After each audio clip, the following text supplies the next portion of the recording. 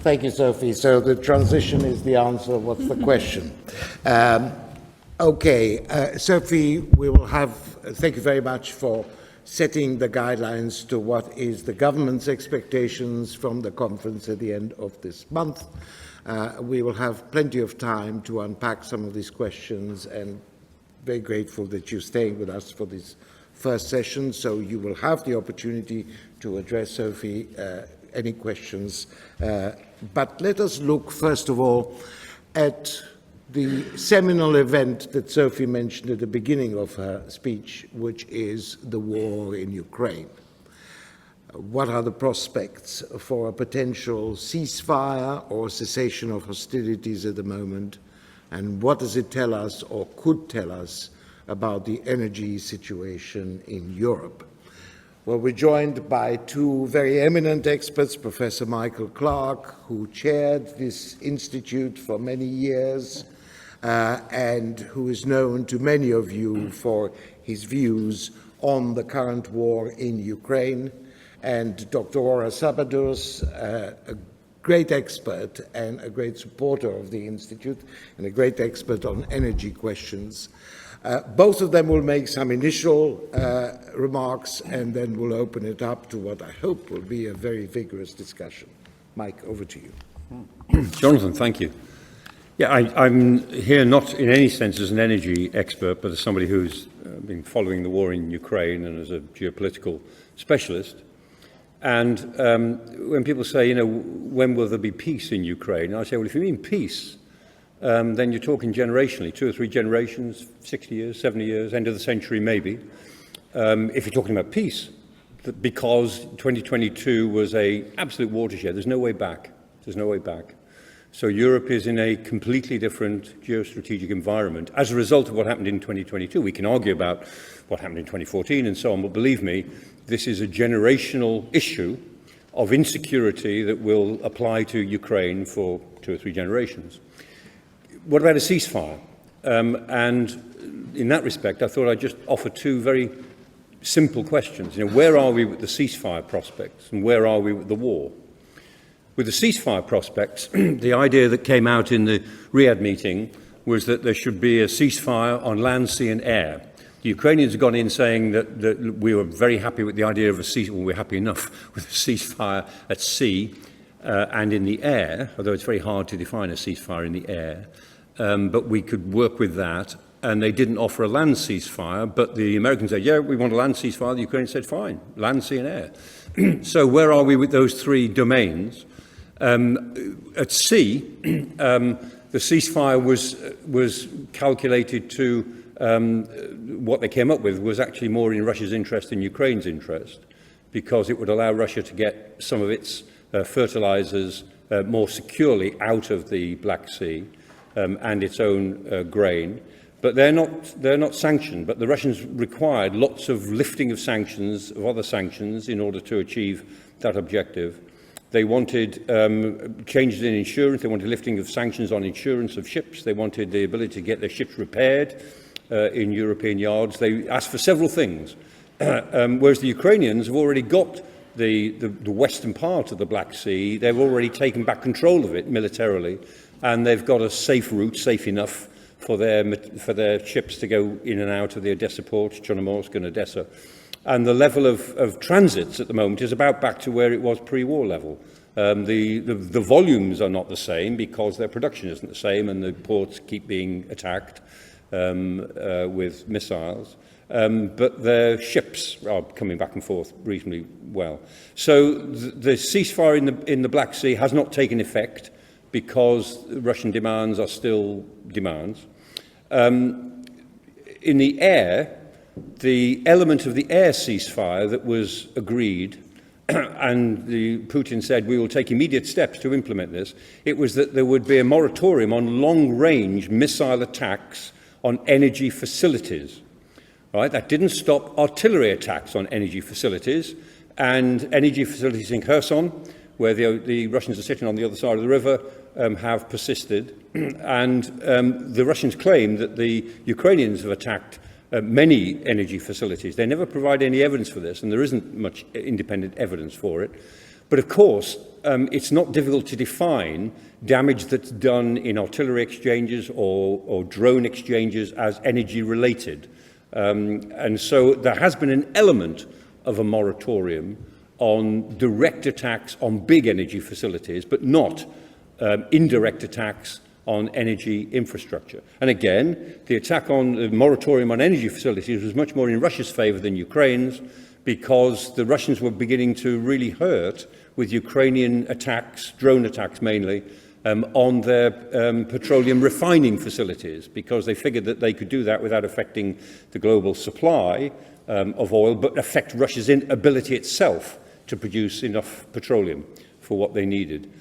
So that was the second element of the ceasefire, which again was a tiny bit of a ceasefire in the air, which has an element of restraint maybe perceived, and that's as much as we've seen. And on land, there's no ceasefire at all. I mean, they're nowhere near that, because the Russians have created more and more conditions. The Ukrainians have agreed to it unconditionally, in principle. The Russians are requiring more conditions. So where are we now? I think every week we're a bit further away than we were last week. The whole idea of the ceasefire is slipping away. And will the United States bring it round? I mean, at the moment, it's a matter of carrots and sticks, but all the carrots are being offered to Russia and all the sticks are being applied to Ukraine.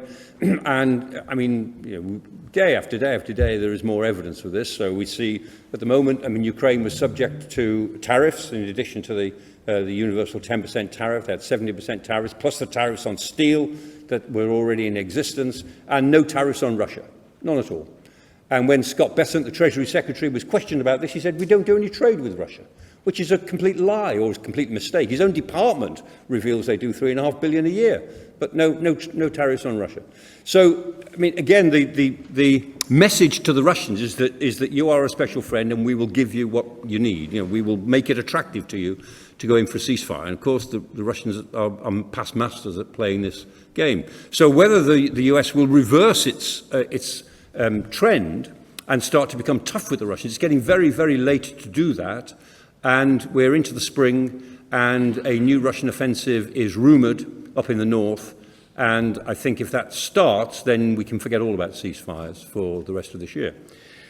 Where are we with the war?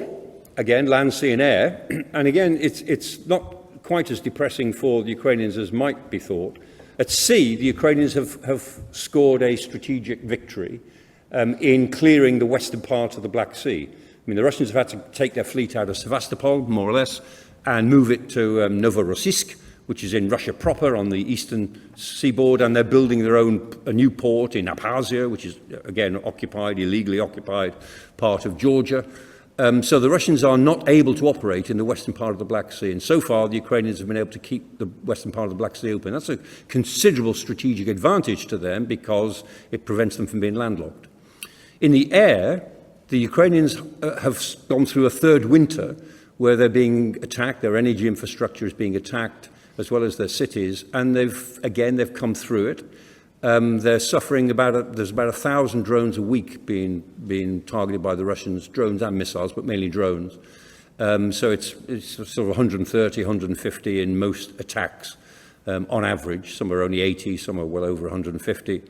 And the Ukrainians are only shooting down about half of them. A year ago, they were shooting down or distracting one way or another. They were neutralizing about 90% of them. Now it's only about 50%. But they've come through a third winter, and they are able to get their infrastructure repaired. So in a way, it's in the air, you would say it's a bit of a draw.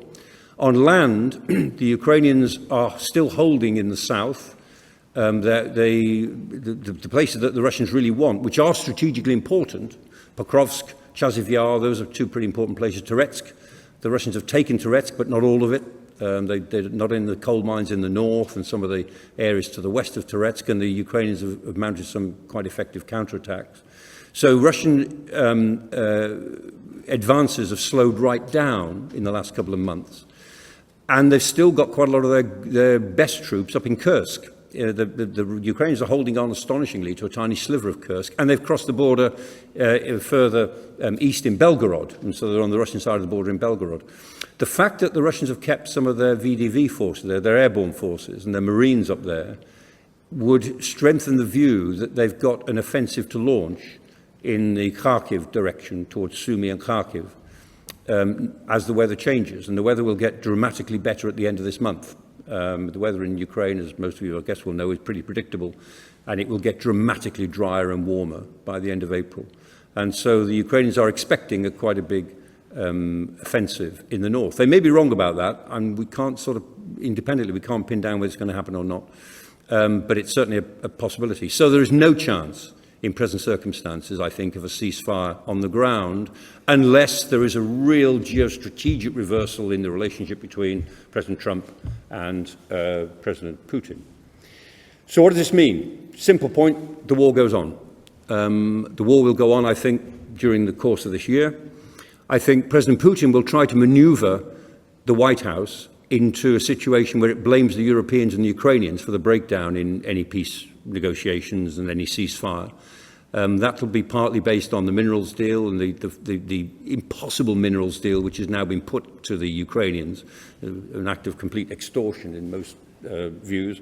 And I think Putin is trying to maneuver the White House into accepting that the war must go on because the Ukrainians have messed it up and the Europeans have connived at that. Which is why a big moment for the Europeans, I think, is coming up in this summer, where the reassurance forces we're talking about, the coalition of the willing, which has been, as it were, running in parallel with the idea of a ceasefire, will suddenly, if there is no ceasefire, then that coalition of the willing is a coalition of the willing to help the Ukrainians carry on the war. And that may not be what the White House wants. And I think that the Europeans will find themselves faced, at the moment anyway, with a series of maybe ultimatums from the White House. You must stop doing this. You must stop helping the Ukrainians. You know, they've deserved the beating they're about to get. They've messed it up. We may get to that point. I hope not. I mean, it sounds bizarre to say it. But I think there is a parting of the ways coming on the issue of Ukraine in the middle of this year because the prospect of a ceasefire is getting dimmer all the time. Mike, thank you very much. Just 2 points to retain, largely for an audience that is more interested in energy questions. The first one is that the situation of the Ukrainian is nowhere near as desperate as it is portrayed by some self-interested people in Washington. They can carry on. They can carry on. Yeah. And the second one, which I retain, is that there is no going back to business as usual with Russia, almost regardless of the outcome of the fighting on the ground. I hope you can pick on some of these points during the discussions. But let us now turn to Ora and to the more precise energy conclusions of where we are at the moment in the war. Thank you very much, Jonathan. Good afternoon, everyone. I was asked to talk specifically about Russia's priorities in the context of the ceasefire, but also the growing importance of US LNG in European markets and whether there are any red lines that the EU and the UK are setting as part of the negotiations with regards to energy. And then finally, I was also asked to touch very briefly on the protection of the infrastructure. So quite a broad discussion here, but I'll very briefly go through each point. On Russian priorities, I agree with Jonathan. I don't think that there is a case for going back to business as usual with Russia, but I think we need to distinguish here between Russia's interest in oil and Russia's interests on gas. Why? Because oil is really the bulk of revenue, and this is where Russia rakes in a lot of revenue to support the economy, but also to support the war budget, whereas gas is more of a political tool, and it has been. The energy crisis of 2022, where Russia unilaterally pulled out of many contracts that it had with buyers in Europe, expecting to weaken Western support for Ukraine, actually proves that point. On oil, of course, Russia would need the price of oil to be somewhere around 60, 65, which is higher than the G7 plus cap, and it would, of course, need to see this oil flowing to the markets in order to rake in this revenue. On gas, in an ideal scenario, of course, it would probably like to regain the full market share of Europe. Let me remind you that prior to the war, Russia's market share was up to 40%. European import share up to 40% if we also include LNG. Right now, it has dropped to about 11%, and out of the 109 billion cubic meters that were lost, about a third has now been recaptured by US LNG. So unlikely that we're going back to the 2021 situation. Of course, the bigger markets for Russia were Germany, Italy, Austria. The question is Russia really going to be able to renew political relations with these countries? That's number one. Number two, probably even more important, what transit routes is Russia going to use? Because out of the 4 transit routes that it had prior to the war, there is only one standing, and that's the Turk Stream corridor, which links Russia to the Balkans via the Black Sea and Turkey. There are now discussions, I'm sure that many of you will have seen in the press, that there are discussions with Team Trump to possibly revive at least one of the Nord Stream pipelines. I think the one deadline to watch is the 9th of May, when the Nord Stream company is expected to present a plan to restructure the debt. So if it clears that hurdle, then probably we might see some progress on that front, but I'll be very curious to see what happens on the 9th of May.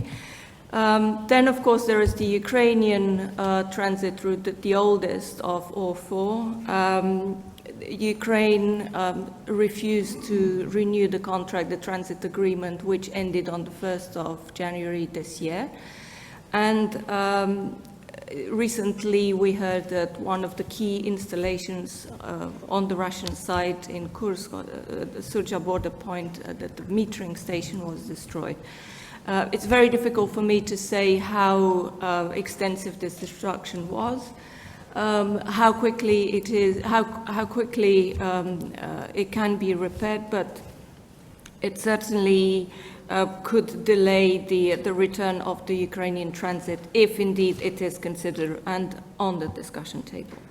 Then, of course, another priority for Russia could be the lifting of sanctions on the Arctic 2 LNG project, which was sanctioned by the previous US administration. Of course, that hampers Russia from being able to develop its LNG potential, and a number of other projects have been suspended. And finally, I suspect that another priority would be to regain Western know-how and capital. Many of the Western companies that were active in Russia pulled out.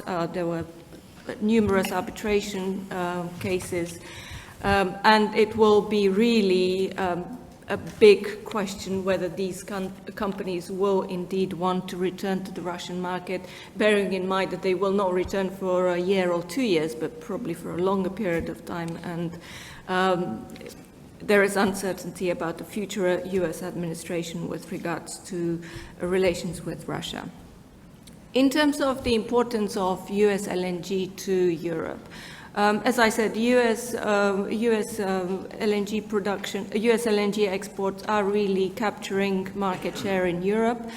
I can confirm that the Department of Energy and the Department of State are really, really interested. I spoke to a couple of colleagues from both departments this week and last week.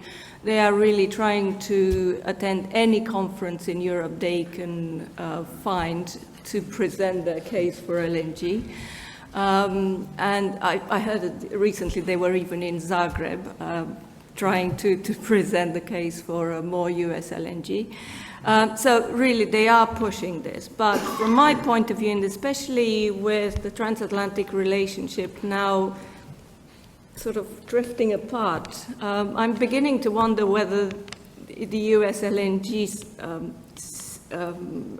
import is really also a secure source of gas as well, and if it's not going to be politicized, because the whole point before was, we were all saying Russian gas is political, US LNG is more commercial. But right now, I'm not quite sure.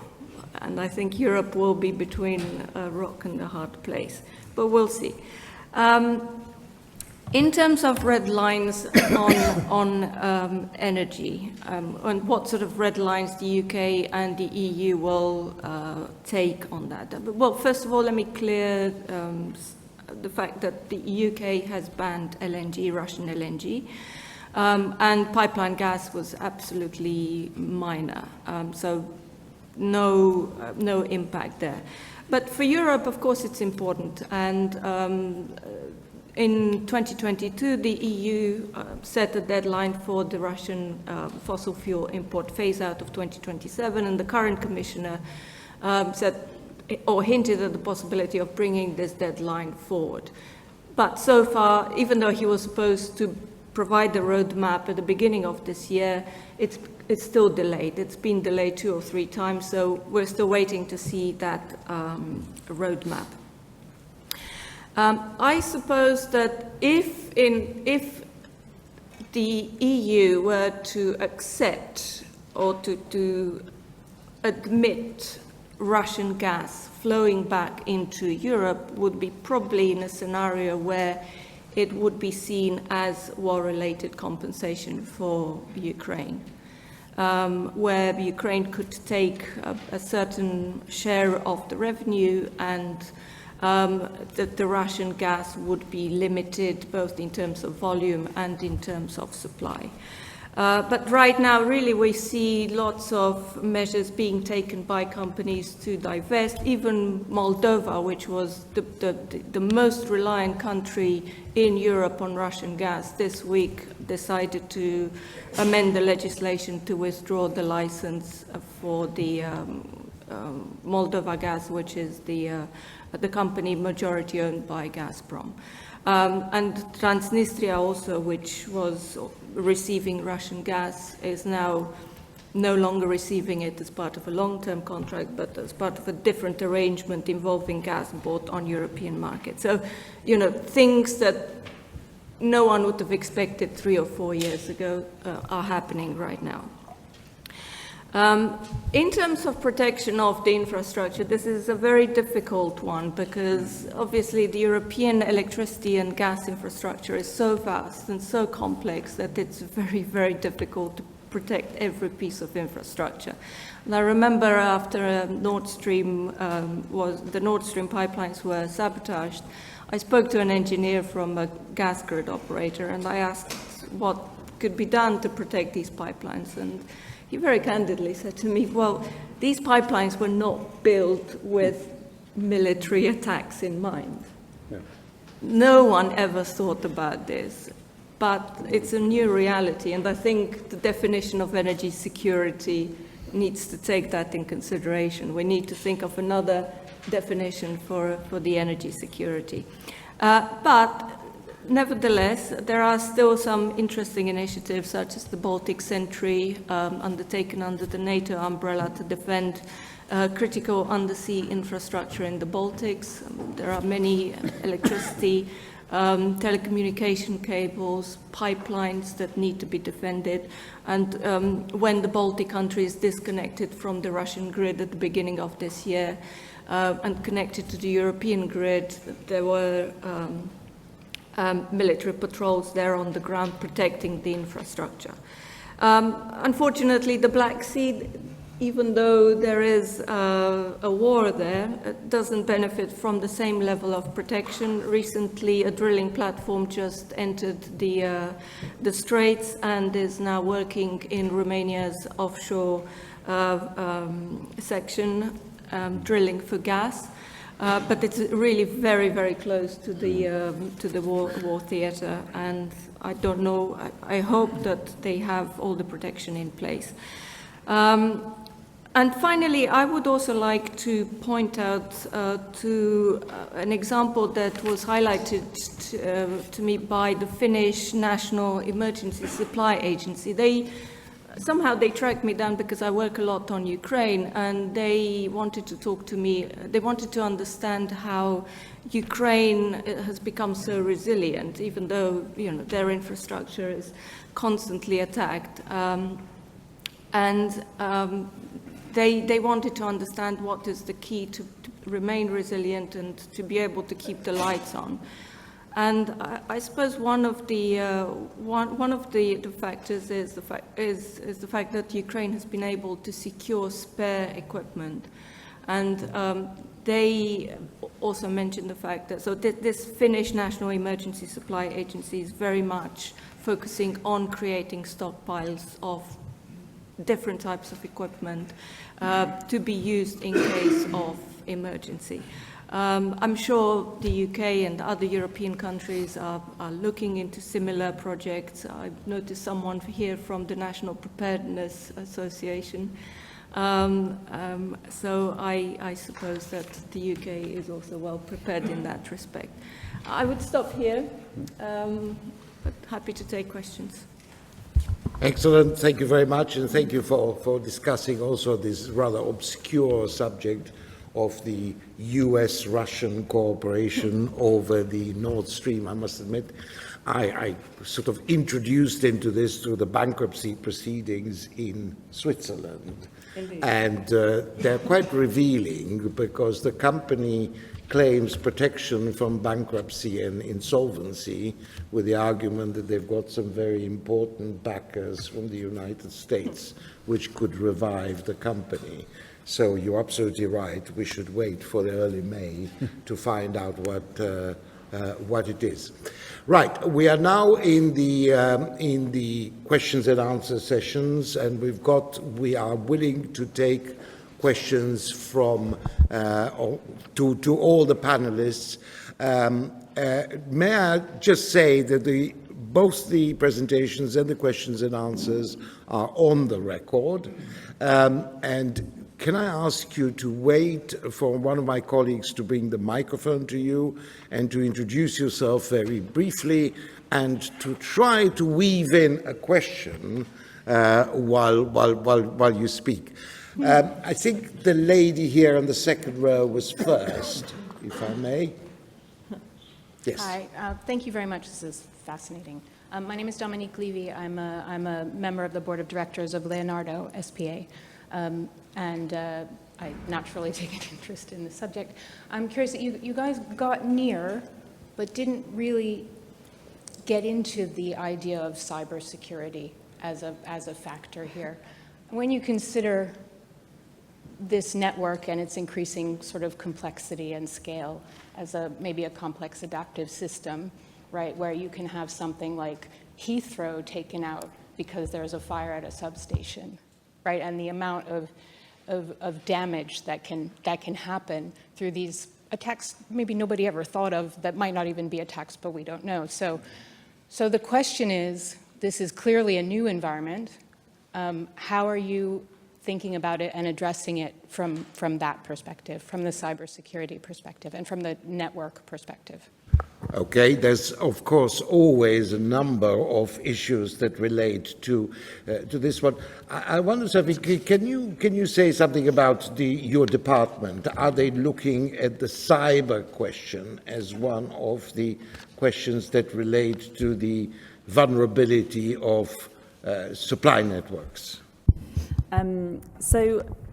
I mean, I think the short answer is yes.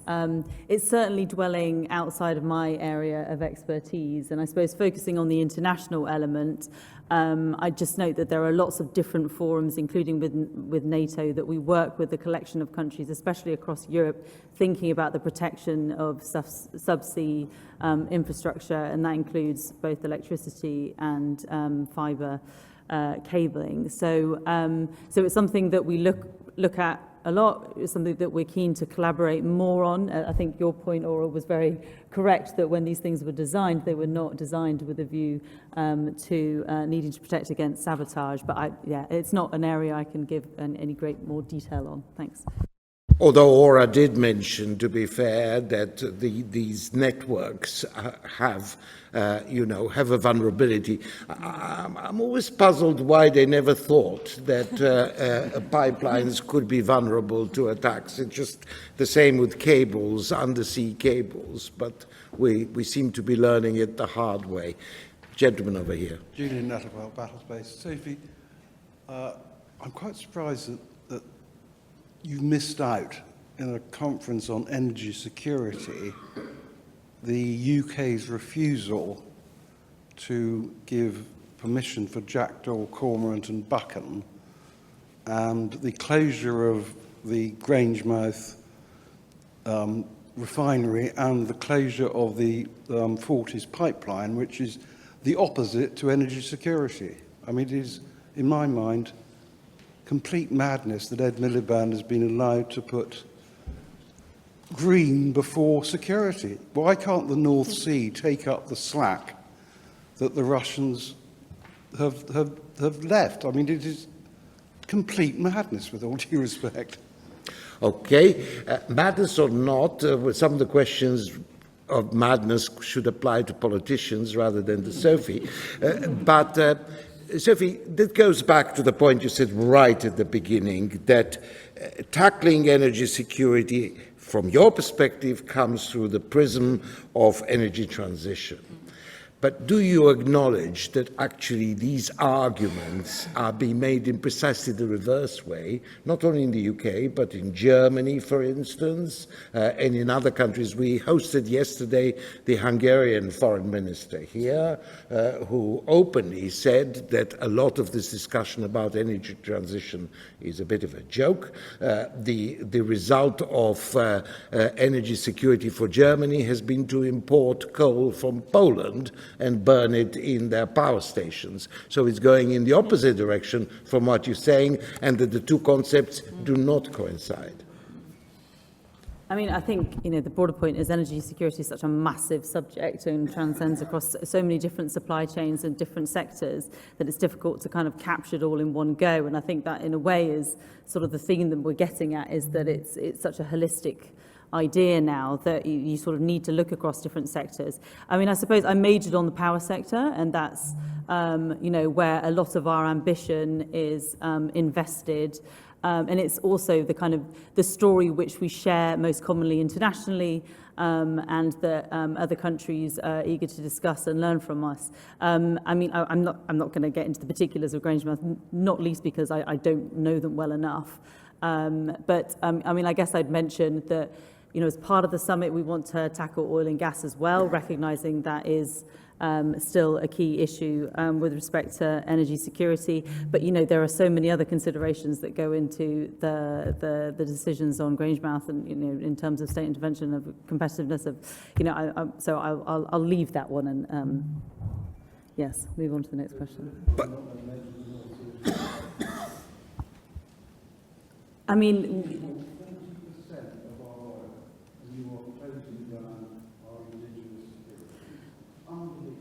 so, I mean, we're not closing down anyway.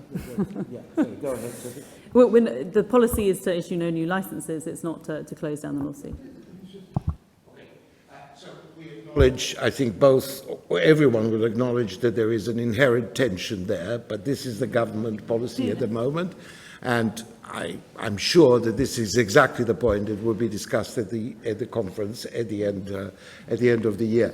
But I'm grateful for the question, because there definitely is this push and pull on this subject. The gentleman over there. Thank you. Nick Coleman from Platts. Russia is keen to project the strength of its alliances and partnerships with what you might call non-aligned countries. I'm thinking about Saudi Arabia, maybe Turkey. I have a particular interest in Kazakhstan, which is quite niche, I realize, and there's China as well.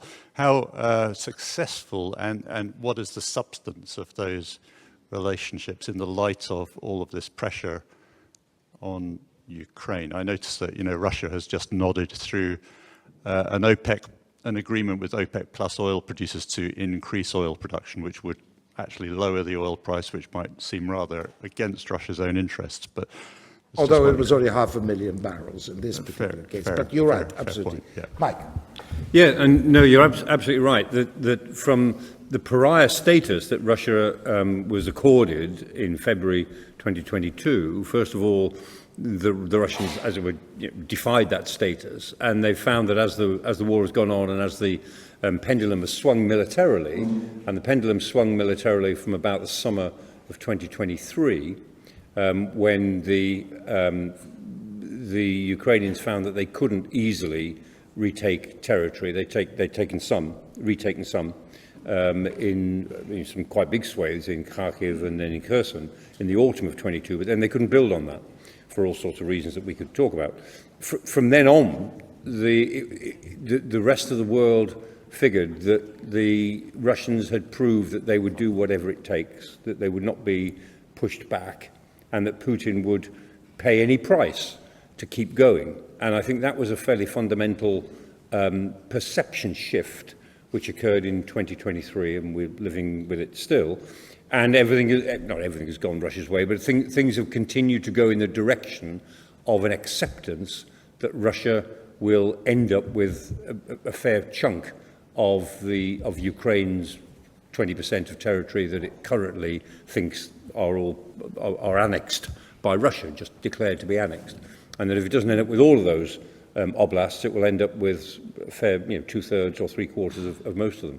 And for that reason, a lot of countries have now become more interested in the partnerships they think they will make, because it fits in with a broader perspective that the Western world is ineffective in all the things we said, that we say that Ukraine is the front line in a new struggle for power, a struggle to maintain the present system, and that we seem unable to maintain enough of a consensus, not to denigrate the consensus that there is, but we can't maintain enough of a consensus among ourselves or commit ourselves to the sort of problems that we would have, to the strength we would need to show and the sacrifices we would need to make in order to make good on what we said.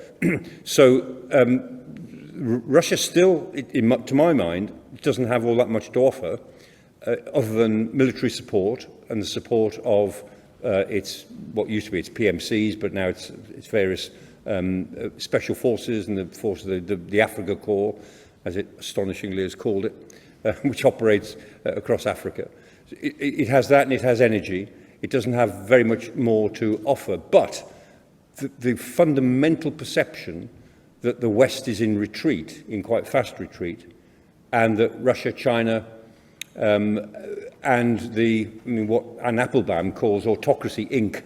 are on the move. The warlords and the local dictatorial powers feel emboldened, and the idea that the United States is withdrawing from the previous commitment it did make to world order into a different sort of America, different sort of commitment to or different sort of attitude to world politics, I think has been pretty fundamental. So Russia at the moment is opportunistic, and I think is exploring so many different avenues of cooperation, as well as different avenues of disruption to keep the Western world on the retreat, which I think we certainly are now. So that's my overview of it. There's not a great deal of physical power behind what Russia offers, but there's a great deal of there's been a perceptual shift, which the Russians feel that they can now exploit with what power they do have in the Africa. I mean, the Africa Corps has been beaten and bested and has been ineffective in all sorts of ways, but it is still an attractive prospect to a number of the warlords in the Sahel, for instance, to work with the Russians through the Africa Corps to maintain their power or to suppress the jihadist groups. And we all know how those things work, and they work differently in every country. They'll do whatever it takes. The Africa Corps will do whatever it takes to work with those leaderships that want to work with them.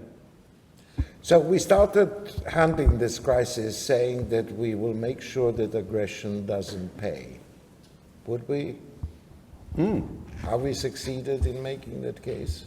No, I mean, we've made the case very, very strongly, but we're at the moment retreating from all those very strong statements we made. And Joe Biden, when he went, his first European tour, and when he went to Ukraine, I mean, he made an astonishingly good speech about the importance of all of this. And I thought it was very affecting. I was very moved by it, actually. But there you are. The reality is we have not been able to match our actions with our words. We've tried, I mean, without sounding too churlish about all of this, because as a political analyst, I understand what all the cross-cutting pressures are, but we're trying to handle this crisis without inconveniencing ourselves too much. And this goes a lot further than inconvenience. If we're serious about this, then we've got to be serious about it.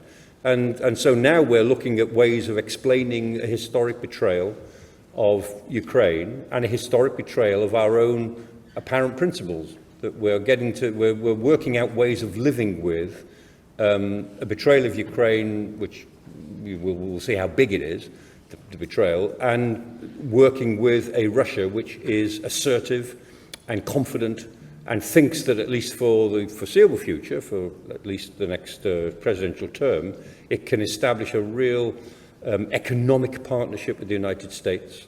And you see how that goes. I mean, that leaves out of the picture China. But, the Western democracies are now an endangered species. And the Western world, as a concept, is gone, finished. I mean, there are Western powers which are significant. There are Western people, there are Western ideas which are significant. There's Western economic elements which are significant. But this concept, this paradigm of world politics that was run, as it were, created by and run by the Western world, that's gone. That's gone. So we are an endangered species, and we've got to decide what really matters to us and what we're prepared to put in to preserve what we can still preserve in the next decade. All right. Yes, I wanted to reply to Nick because he mentioned Russia's relations with Turkey, and I remember Trenin called it a schizophrenic relationship. But it's actually very interesting from an energy point of view because obviously Turkey is a big importer of Russian gas.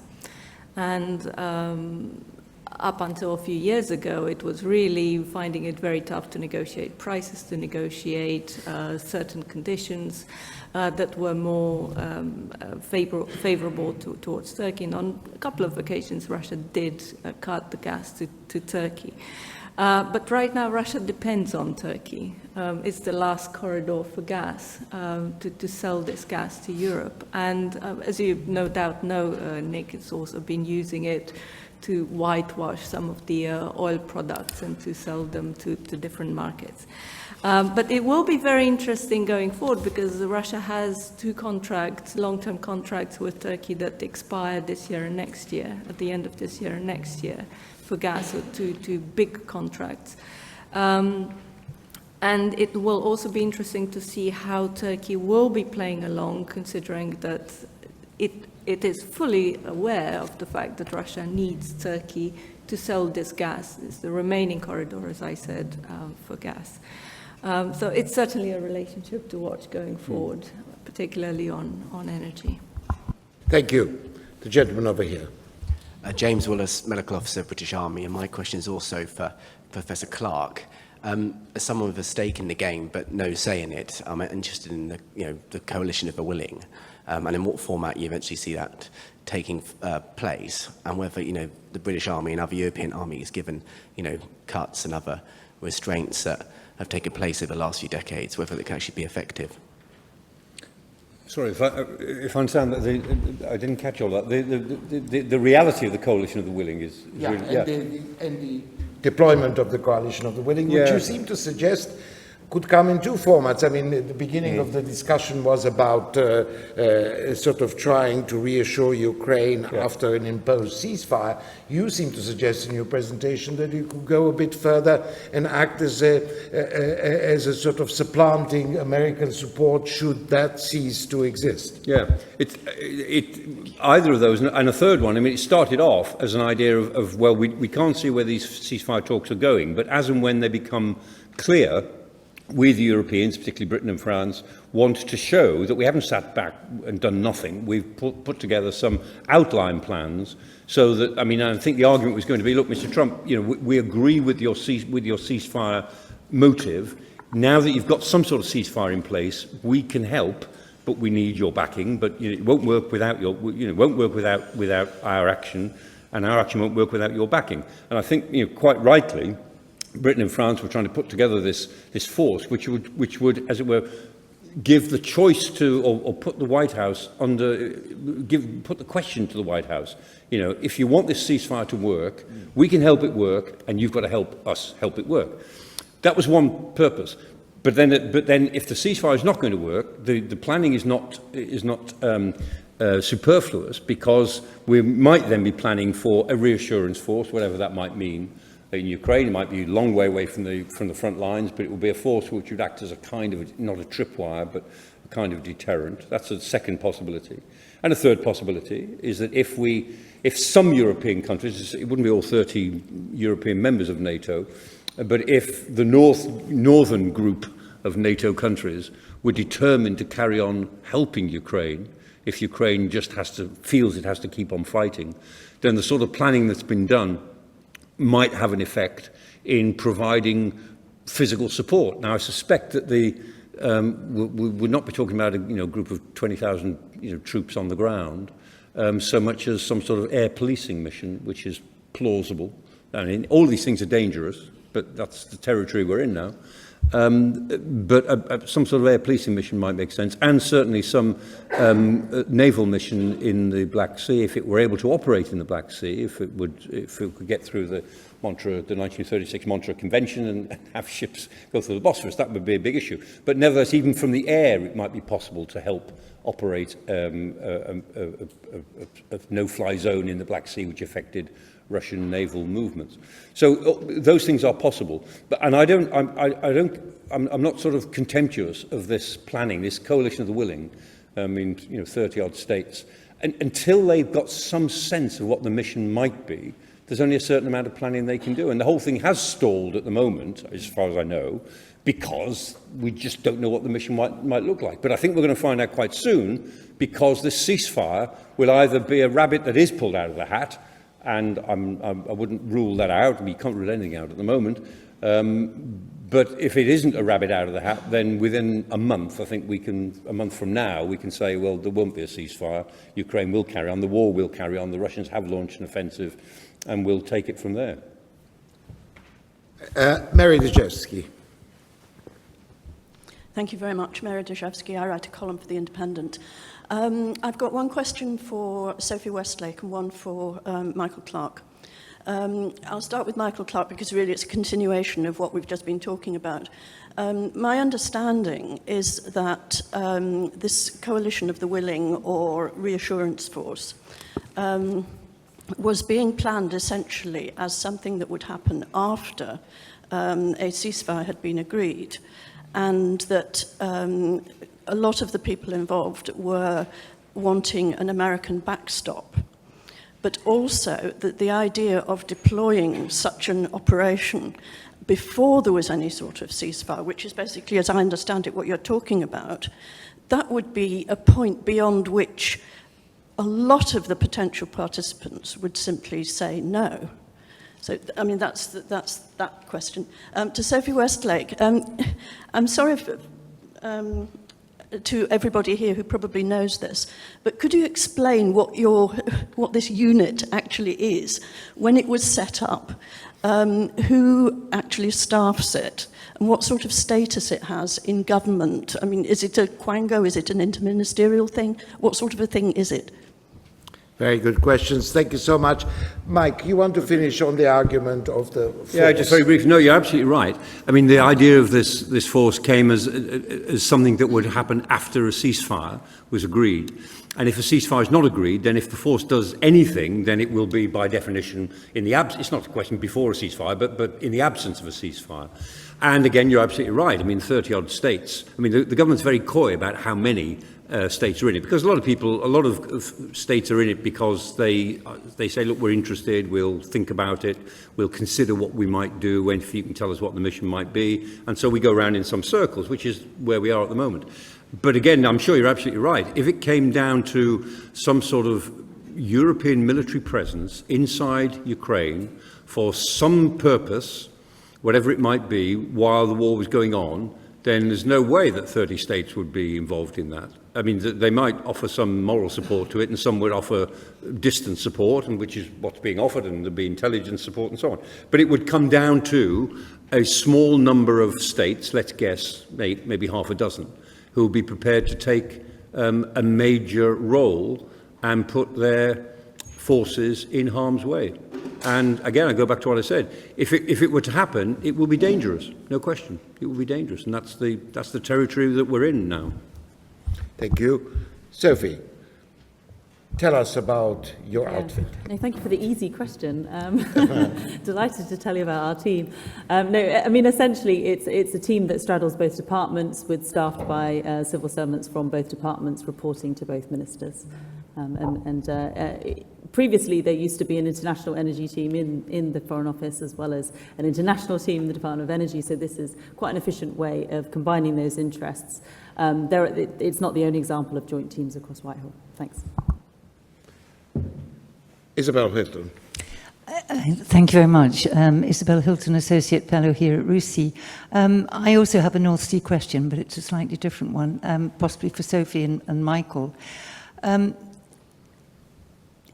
Given the limitless friendship between Russia and China, and the fact that they're both extremely adept at grey zone warfare, do you think the British government has given sufficient thought to the security risks of connecting the inverters, Chinese inverters in offshore wind farms, to the UK critical infrastructure, to the national grid? This is a question which is also, as you know, under active discussion in Germany, where the same security considerations are being discussed, particularly in a field of technology which, of all the transition technologies, has best survived the onslaught of Chinese competition and is still alive and pretty well in Europe. We could, at least for the inverters, look elsewhere, and I wonder why we haven't. Sophie. We are definitely dwelling outside of my areas of expertise, but I mean, I think with all of these questions, we have processes of reviewing the security implications of procurement. So I think, you know, it would fall under those sort of standard processes. There are, of course, cross Whitehall groups reviewing security more holistically, as well as international groups that review the security of the specific region of the North Seas. But yeah, no, beyond that, I don't think I can comment on the specifics of the inverters. But you said, I think, in your presentation that the conference will be looking at the supply chains of the technology that is allowing us to perform the energy transition if we are going to reach it. You mentioned solar panels, for instance. Yeah, indeed. I mean, thinking about the supply chains is sort of an area of increasing focus in the department, I'd say. And that's both from the perspective of security, but also from the perspective of the industrial opportunity. So it is accepted that the infrastructure supply chain is an integral part of the discussion on energy security. I mean, we talk about these things in different ways, I guess. But there are discussions certainly about supply chains. Okay. The gentleman over there. Yeah, thank you. I did notice. Yeah, Mike Ford, Oxford Institute of Energy Studies. I want to return to US LNG. First a comment and a question. I think US LNG is very different from, let's say, Qatar or Russian LNG, and it doesn't really belong to the US. I mean, once it's undocked from Sabine Pass or wherever, it belongs to the off-takers, and the off-takers are by and large not necessarily US companies. And there's almost no legal way, I use the word legal advisedly, that the administration could stop LNG leaving the US once they've got FERC approvals and non-FTA approved from DOE. So it's quite different from Qatar or Russian LNG, which is basically state-owned companies by and large. The question really is, does Europe need to contract for US LNG at all, given what happened in 2022 when all the US LNG came to Europe from the Russian invasion of Ukraine? And secondly, our modelling suggests that in 2 to 3 years, US LNG coming to Europe could double without any new contracts at all. I mean, all the Plaquemines plant, which has come on this year, very rapidly, almost all those volumes coming to Europe. Golden Pass, which is the Qatar ExxonMobil, coming on next year. The whole remit of that project for the Qataris was to move the LNG to Europe to displace Qatar LNG so they could send it elsewhere. So I know what my answer is, but obviously Aura may have a different viewpoint. Do we need to contract for US LNG at all? All right. You mean, do we need to contract on a long-term basis as opposed to buying on a spot? Well, from a producer point of view, it makes sense to sell the LNG on a long-term basis, but because the market situation is incredibly volatile right now, buyers tend to buy on a spot. And as long as this volatility, which comes from the geopolitical environment, persists, I suppose that it would make sense from a European point of view to buy on the spot. But as I said, on the long-term basis, from a producer's point of view, it makes sense to buy on a long-term basis. So you remember, Aura, better than me, the discussion about especially energy producers in Germany, the big producers, that they needed Russian gas, that the Russian gas was the cheapest and the most reliable supply in large quantities. That is gone. This argument is gone. They are now prepared to accept spot markets and whatever LNG is coming in. Well, as a matter of fact, we've seen that there haven't been too many buyers in Germany buying on a long-term basis. Probably the idea is that, yes, perhaps we might return to Russian gas. But I think the Oxford Institute had an interesting study a couple of months ago showing that the Russian gas wasn't, in fact, that cheap. It was your study, yes. Very pleased to confirm that I read it and I found it very interesting. You're translating it in German, are you? Maybe you should, yes. But there has been this myth that the Russian gas would in fact return. And a couple of days ago, I was talking to someone from Poland, and we were talking about the LNG terminal in Poland and the fact that the Ukrainians were not booking capacity at the LNG terminal in Poland. And I asked, but why? Why was Naftogaz not booking long-term capacity? And so, well, perhaps at the back of their minds, they were still thinking that Russian gas would flow through through Ukraine, and that there might be gas coming in after the 1st of January. So, there was so much beholden to this idea that Russian gas will keep flowing, and that there was this myth, as you said, that Russian gas was cheap. And perhaps that's one of the reasons why the long-term contracts are not coming. Maybe now that there is no hope, or at least in the immediate future, of seeing Russian gas coming in. Thank you. Gentleman over there. Yeah, hi there. Jonathan Leake, I'm the energy editor at The Telegraph. And it's kind of on the same theme as question, because on Tuesday, President Trump gave a press conference where he said the European Union would need to buy, I think, $350 billion worth of energy from America, which is far in excess of the annual purchases anyway.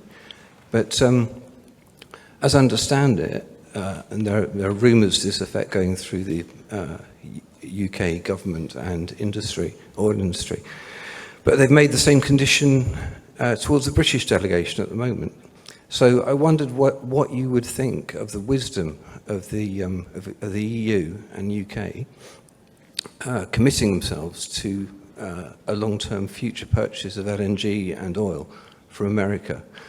There's a sense in which we'd be out of the hands of one dictator and into someone who wants to be a dictator. But what's your sense of the wisdom of any such commitment from the EU or the UK to long-term purchases? And I'm not sure there's even a mechanism to do that, but anyway. All right, do you want to take that one without the question of whether Trump is a would-be dictator? I would not even touch that question. I suppose very much will depend on the energy transition and the commitment, the European commitment to these energy transition goals. My sense is that with this new parliament, this new European Parliament and this new administration, we see now a slowdown in, or at least a dilution of these ambitious green goals, particularly because of tremendous pressure from the industry. Lots of petrochemical producers, fertilizer producers had to shut down or to relocate to other places, to China, for example. As a result of these high energy costs. Of course, the high energy costs came from the high gas prices back in 2022, but of course there is also the element of the energy transition that has an impact. So probably going forward, I think, I don't think the European Commission will renounce these goals, but they will certainly slow down or at least try to strike a balance. And I think the Draghi report was very much highlighting this issue of economic competitiveness and the importance of cheap energy to guarantee this economic competitiveness. So I guess that being caught by the US administration, or being forced by the US administration to buy more LNG, and also in the context of this pressure from the industry to slow down on the energy transition.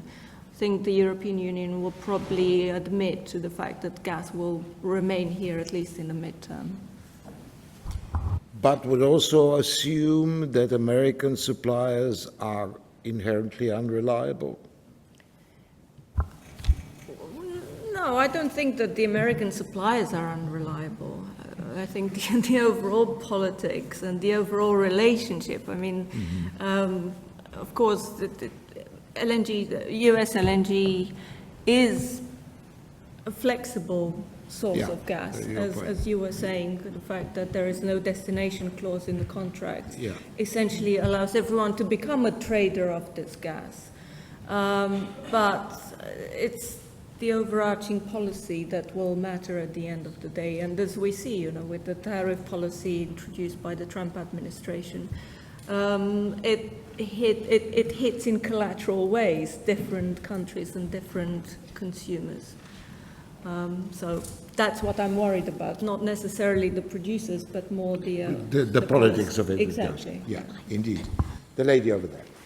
Thank you very much. Dr. Efimov, Oxford Institute for Energy Studies. I'm wondering if anyone in the panel could maybe comment if there are any positives in your view of potentially resumed transit across Ukraine and preservation of Ukrainian transit infrastructure as a physical security, as a building block of the potential ceasefire/peace agreement, if that takes hold. I'm aware, of course, there have been already a few violations, but if that were to take hold, and preservation of Ukrainian infrastructure could, for example, just a few examples, what the positives could be.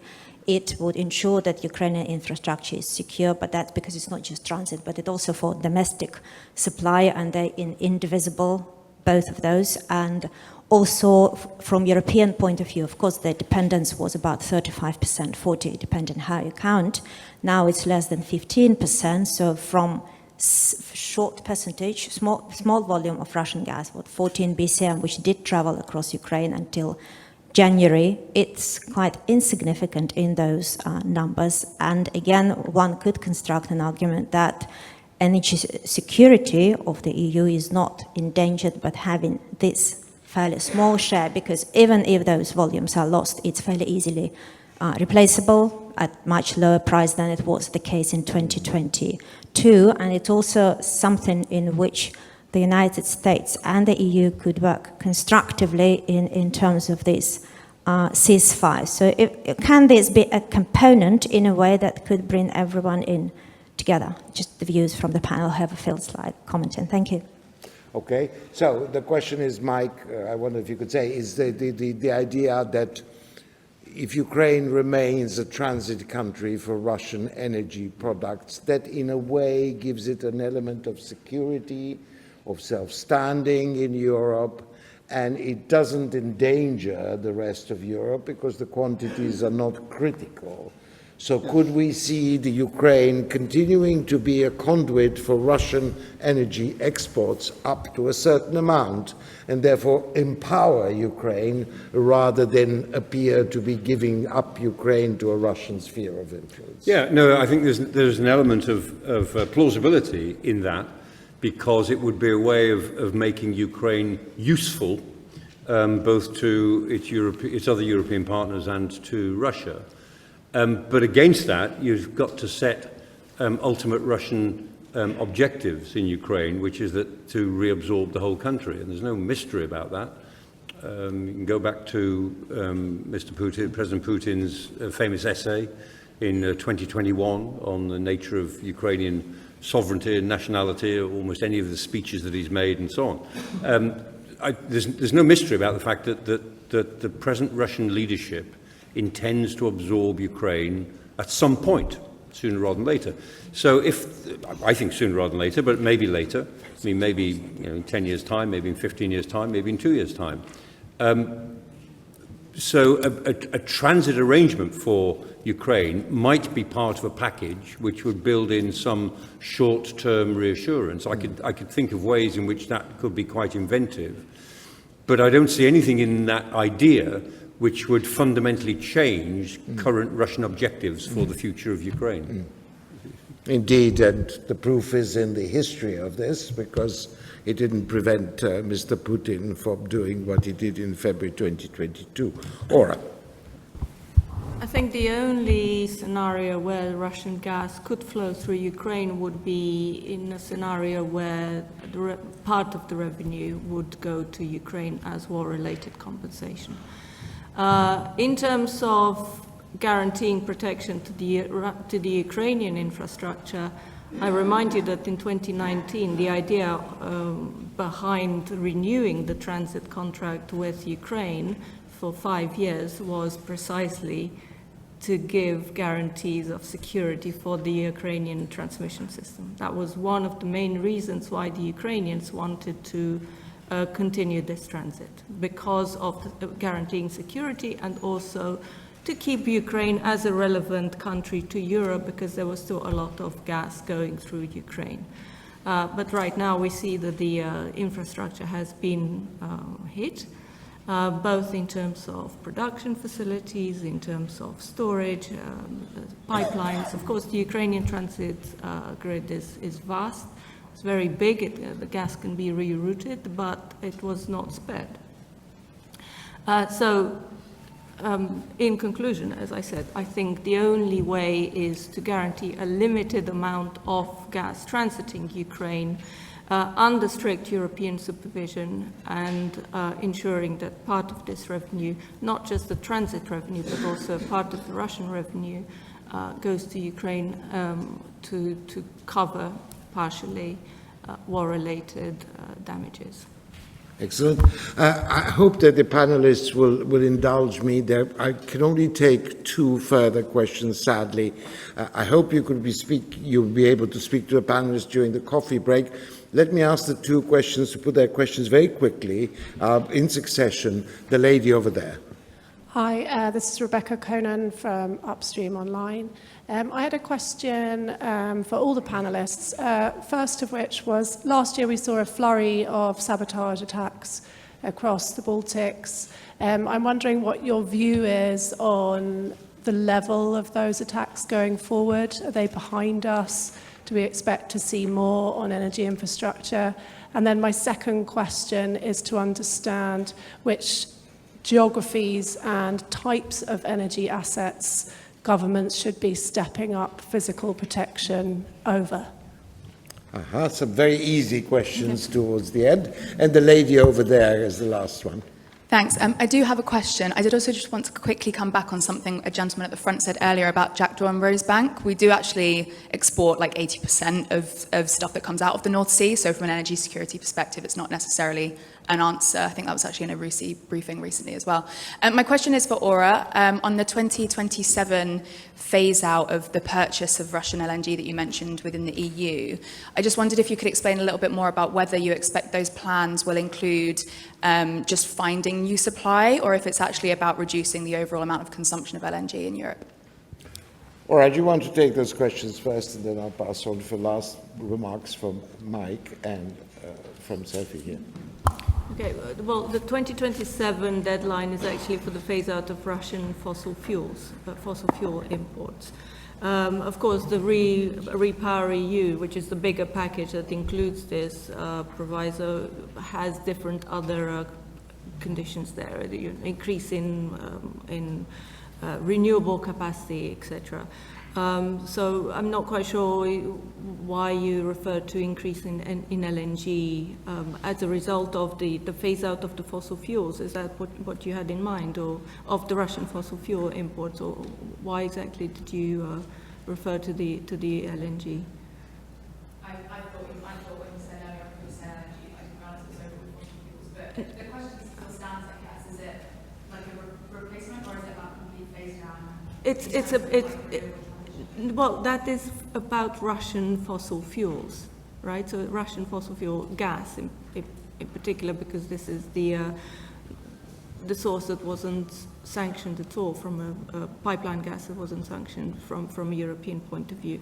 So the idea is now to present this roadmap to phase it out by 2027. But it wasn't, in any case, it wasn't all the gas sources that are coming in, if it helps to clarify that, right?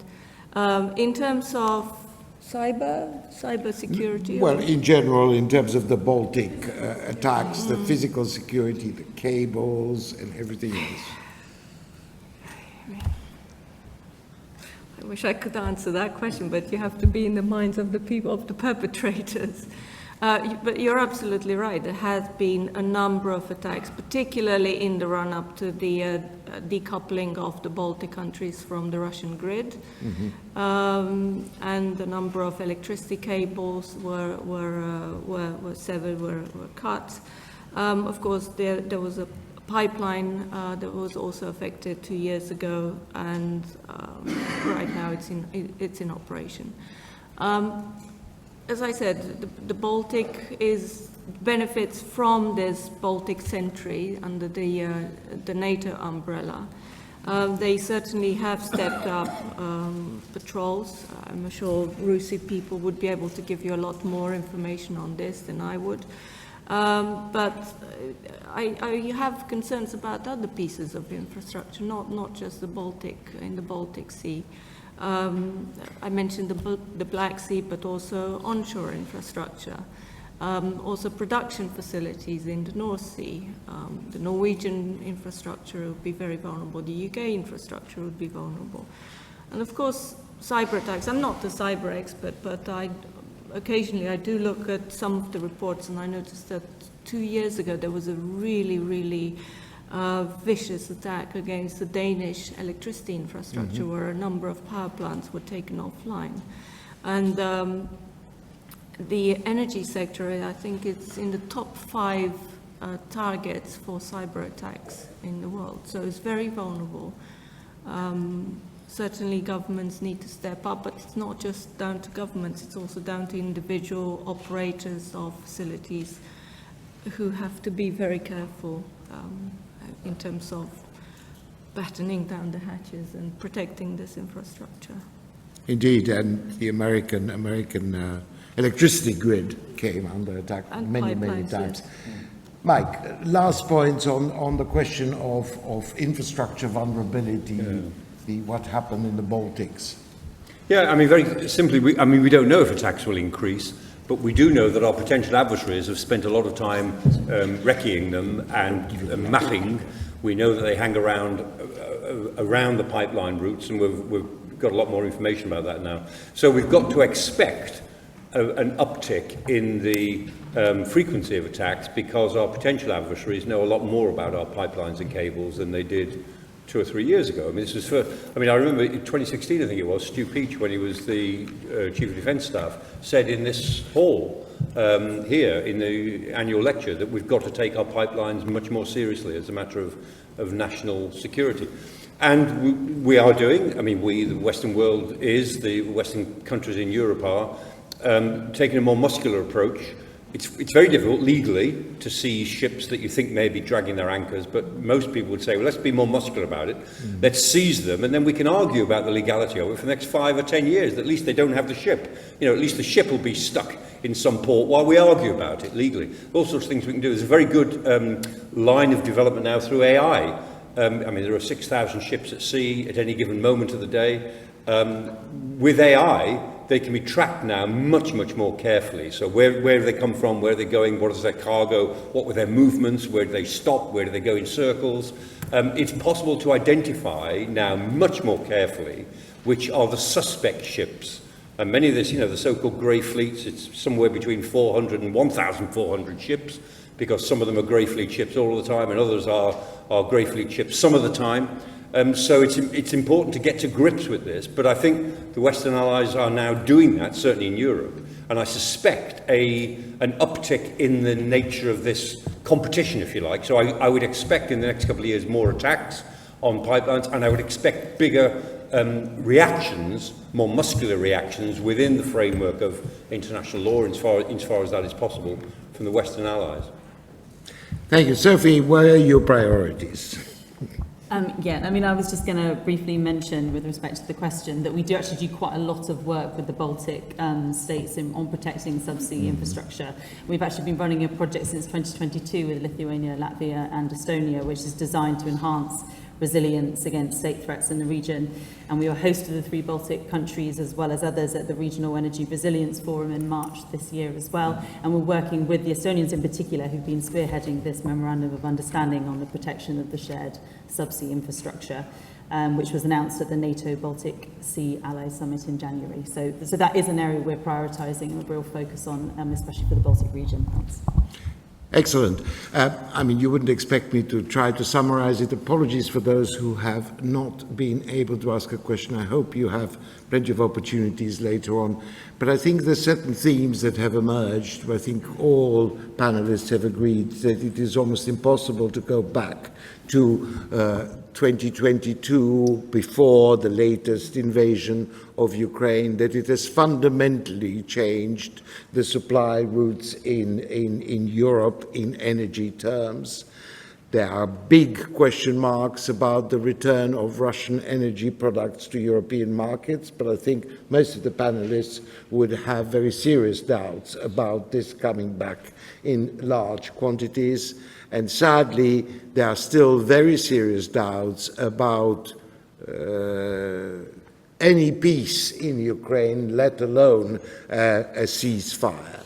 I hope you will continue the discussion during the coffee break. If I can ask you to go to the second floor for the coffees and return here at 3:30 sharp, and my gratitude to my colleagues on the panel. Thank you.